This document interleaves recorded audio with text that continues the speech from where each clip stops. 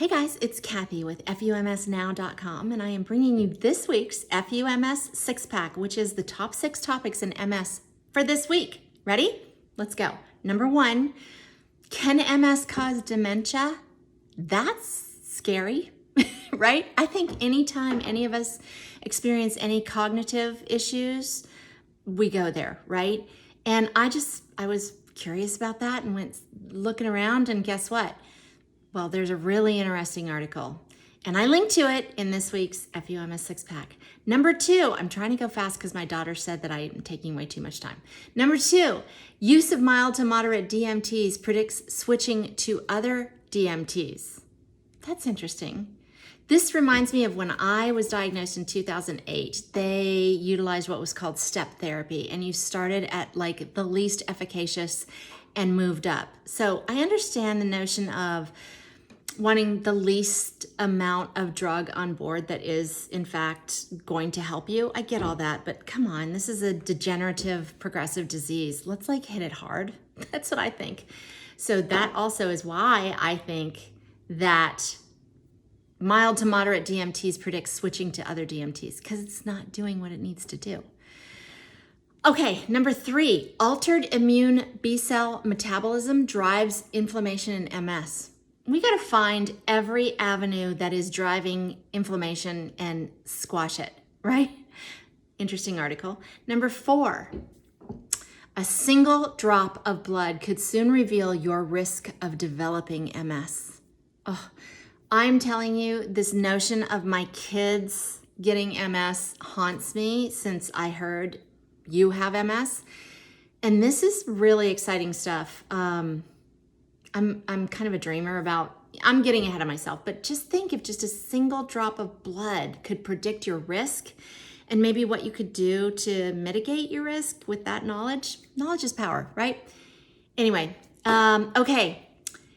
So with all this talk about Ozempic and Wegovy and Mounjaro, I just got super curious and I started digging around to see if there were any articles or any studies about that and MS. And as it happens, our friend, writer Travis Gleason, an MS warrior, just so happened to have written something about this very recent, like last week, maybe 2 weeks ago. So I linked to that here too. And the title of that is Obesity Drugs and Multiple Sclerosis. And number 6, I am winning. I'm doing this so fast. Multiple sclerosis diagnoses are rising and doctors don't know why. I have a guess, at least partly. We're more inside now. We're watching movies on our computers. We're looking at our phones. We're inside. We're missing out on all the benefits of sunlight for us. Did you know also that that's how your body converts sunlight into vitamin D? Yeah, and you know, in the last couple of years, they've done studies showing that all that vitamin D that we've been taking, the supplementation, just making expensive urine. So anyway, that's my 2 cents worth. Then finally, I gave a Kathy Recommends this week, which is a great accessibility travel site. If you're interested in traveling, but you're a little nervous about how to do it with accessibility issues, travelforall.com. Terita Davenok, I interviewed her, I think it was in 2018 for the FUMS podcast show.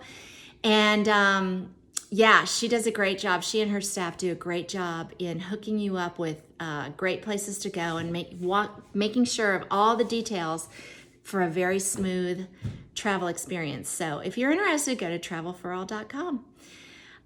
Lastly, a couple somebodies had asked me some questions about products that I use that make my life better or easier with MS. So I put together an Amazon shop, and you can see that lists all the products at FUMSnow.com/Amazon.